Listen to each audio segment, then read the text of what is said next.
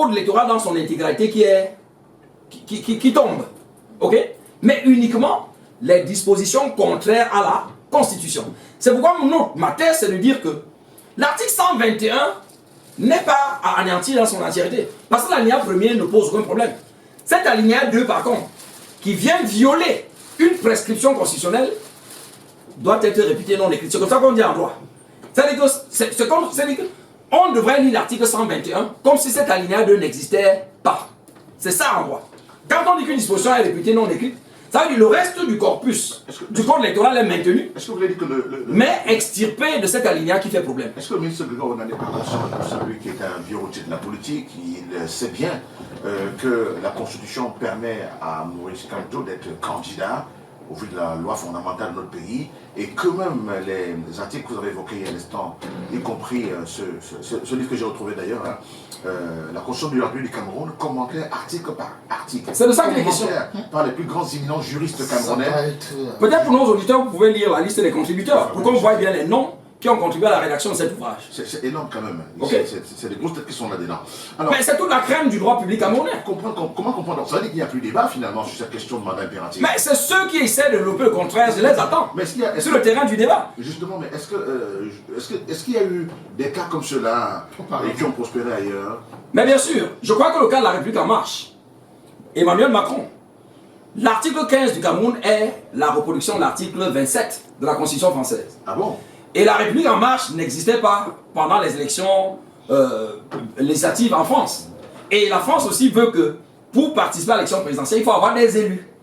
Et le mode de recrutement des élus en France, c'est quoi? Soit par l'élection, soit par les recrutements, comme ça se fait. Et la République en marche a eu recours au débauchage des élus de la gauche, Parti socialiste, et suite, pour permettre à Emmanuel... Pourquoi les gens... J'ai mené des analyses, M. Bojico. J'ai publié, j'ai exploité les rapports sur la pratique du mandat représentatif à l'échelle planétaire, ok? Qui n'est en fait que le corollaire de la consécration du mandat représentatif. Parce que par définition, le mandat représentatif veut dire quoi? Le mandat représentatif est l'opposé du mandat impératif. Tous les Camerounais parlent du mandat impératif, mais en fait, notre Cameroun a rejeté le mandat impératif pour choisir plutôt le mandat représentatif. Parce que l'alinéa 3 dit plutôt, tout mandat impératif est nul. Donc c'est le mandat impératif qu'on a rejeté. Donc ce discours que l'on met dans la scène n'est pas approprié. Mais c'est l'un des reproches que je fais souvent à mon collègue Luson et Somba. Parce que dans ces développements, il met beaucoup l'accent sur le mandat impératif, alors que le Cameroun a fait l'option plutôt du mandat représentatif. Ce n'est pas le code électoral dans son intégralité qui tombe. Ok? Mais uniquement les dispositions contraires à la Constitution. C'est pourquoi ma thèse, c'est de dire que l'article 121 n'est pas à anéantir dans son entièreté. Parce que l'alinéa premier ne pose aucun problème. Cet alinéa 2, par contre, qui vient violer une prescription constitutionnelle, doit être réputé non écrit. C'est comme ça qu'on dit en droit. C'est-à-dire qu'on devrait lire l'article 121 comme si cet alinéa 2 n'existait pas. C'est ça en droit. Quand on dit qu'une disposition est réputée non écrite, ça veut dire que le reste du corpus du code électoral est maintenu, est-ce que vous voulez dire que mais extirpé de cet alinéa qui fait problème. Est-ce que le ministre Grégoire n'en est pas conscient, celui qui est un vieux routier de la politique, il sait bien que la Constitution permet à Maurice Kamto d'être candidat au vu de la loi fondamentale de notre pays, et que même les articles que vous avez évoqués il y a un instant, y compris ce livre que j'ai retrouvé d'ailleurs, hein, la Constitution de la République du Cameroun, commentaire article par article. C'est de ça qu'il est question. Par les plus grands éminents juristes camerounais. Peut-être pour nos auditeurs, vous pouvez lire la liste des contributeurs, pour qu'on voit bien les noms qui ont contribué à la rédaction de cet ouvrage. C'est énorme quand même. Okay. C'est des grosses têtes qui sont là-dedans. Mais c'est toute la crème du droit public camerounais. Comment comprendre? Ça veut dire qu'il n'y a plus de débat finalement sur cette question de mandat impératif. Mais c'est ceux qui essaient de développer le contraire, je les attends. Sur le terrain du débat. Justement, mais est-ce qu'il y a eu des cas comme ceux-là et qui ont prospéré ailleurs? Mais bien sûr, je crois que le cas de la République en marche, Emmanuel Macron, l'article 15 du Cameroun est la reproduction de l'article 27 de la Constitution française. Ah bon?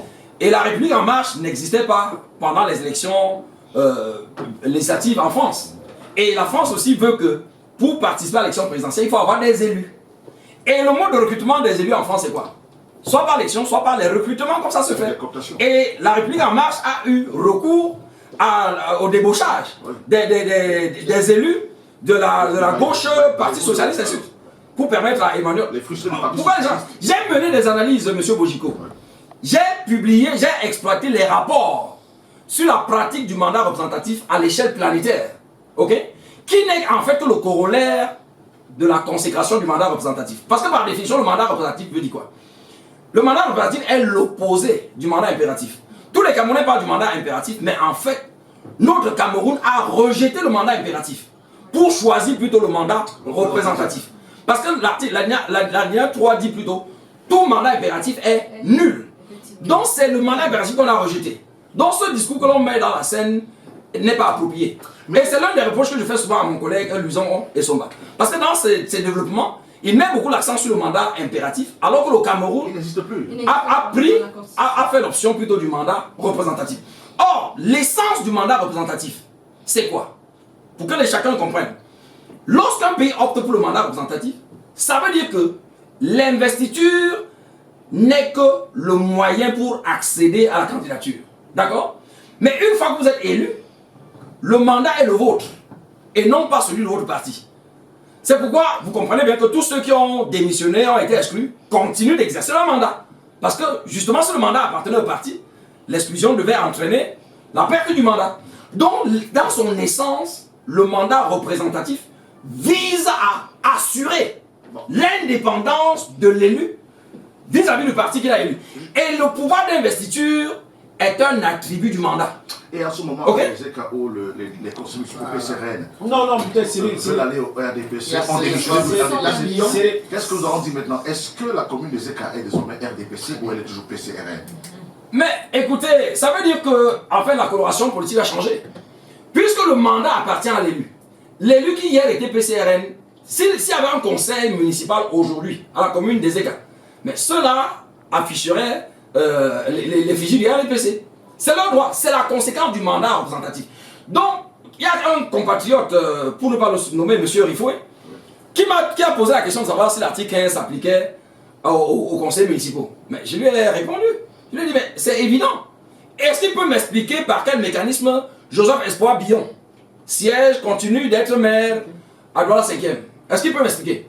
Est-ce qu'il peut m'expliquer par quel mécanisme Madame Henriette Essamé, ancienne maire de Konsamba, exclue du RDPC pour n'avoir pas respecté les consignes du comité central, a pu terminer son mandat en 2020. L'interview d'Emmanuel Sadi est là. Car Emmanuel Sadi, ministre de l'administration territoriale, a été interpellé par rapport au sort de Madame Essamé au lendemain de son exclusion du RDPC. Qu'est-ce qu'Emmanuel Sadi a dit? Au regard des conséquences attachées au mandat représentatif, il n'y a que le conseil municipal pour déchoir Madame Essamé de son titre de maire. Mais tant que le conseil municipal ne le fait pas, Madame Essamé, elle a terminé son mandat en 2020. Voilà autant d'applications jurisprudentielles de l'extension de l'interdiction du mandat impératif à tous les corps électifs, conseils municipaux, sénateurs et tout le reste. C'est de ça qu'il est question. Il faut bien que les Camerounais puissent lire l'histoire, pas uniquement en rapport avec un individu, mais aussi par rapport à toute l'histoire de notre pays. La protection sociale, oui. Il ne faut pas lire l'histoire par rapport à un individu, mais par rapport à toute l'histoire d'un pays développé. Professeur, comme concret, le droit ne gère pas l'absolu. Vous êtes élu d'un parti politique lambda, seul élu. Vous quittez ce parti représentatif, vous allez dans un parti qui n'a pas d'élu. Par transmission ou par transmissibilité, c'est vous qui savez le mot qui convient à ce pays.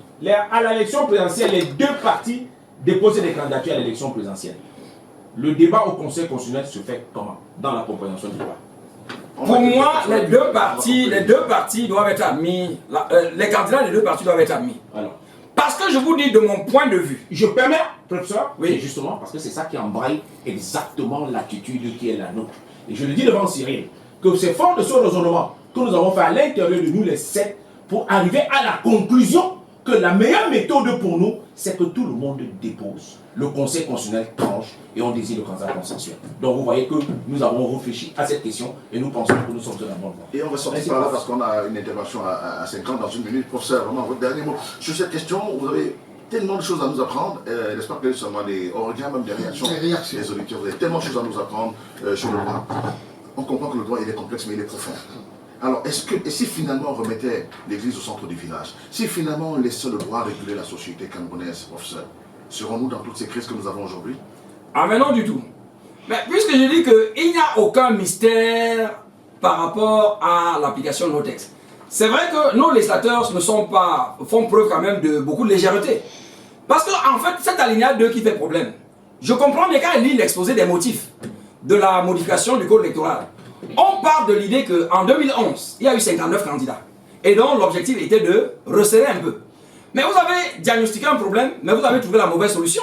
Et la mauvaise solution, c'est la technicité de ceux qui ont élaboré la loi. Parce que si l'objectif était de permettre que ne puissent venir à la présidentielle que les partis politiques qui ont des élus, mais il fallait que le législateur le dise clairement. En disant cet article 22, cette alinéa 2 en disant, pourront représenter un candidat directement seulement les partis qui ont pris part à une élection et qui ont obtenu des élus. Il n'y aurait pas d'ambiguïté. Mais quand vous parlez de partis représentés, vous choisissez des mots qui sont incompatibles avec la Constitution. Et nul ne pense au prévaloir sa propre turpitude. Le Conseil constitutionnel s'est déclaré donc incompétent en matière électorale, en ce qui concerne justement le contrôle de la constitutionnalité. Non, ce n'est pas le Conseil constitutionnel qui se déclare. C'est les textes même qui organisent le Conseil constitutionnel qui ne permettent pas à n'importe qui d'exercer le contrôle constaté par voie d'action. Donc ce n'est pas le Conseil constitutionnel. Si vous cessez le Conseil constitutionnel, vous et moi, Hilaire, nous n'avons pas qualité. Parce que la loi ne confère la qualité qu'à un certain nombre de personnes limitativement énumérées. C'est la différence avec les autres institutions constitutionnelles en France ou bien au Bénin, qui permettent à chaque individu qui estime qu'une loi est contraire à la Constitution de saisir le juge compétent. Mais chez nous, c'est verrouillé. Merci beaucoup, professeur. Vraiment, c'était immense ce matin de s'arrêter là. On a des engagements commerciaux. Merci infiniment. On aura toujours, dans tous les cas, on n'a même pas fait le tiers des questions qu'on avait pour vous ce matin, tellement il fallait vous écouter attentivement pour en apprendre davantage. N'est-ce pas, Sadouga Demba? Merci, Ilan Zipan, d'être venu. Tous les lundis, je suis là. Oui, ça, ce sont les lundis. Aujourd'hui, c'est le lundi du professeur Moïse Intellectuel. Merci, professeur.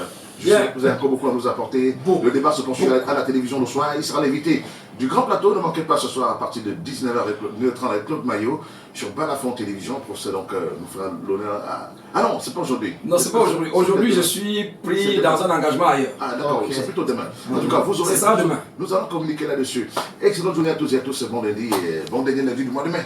On est pressé d'entrer en juin. Nos petits mangeurs seront à la maison. On a commencé à les libérer de l'école. C'est fini. Allez, ils vont tout casser.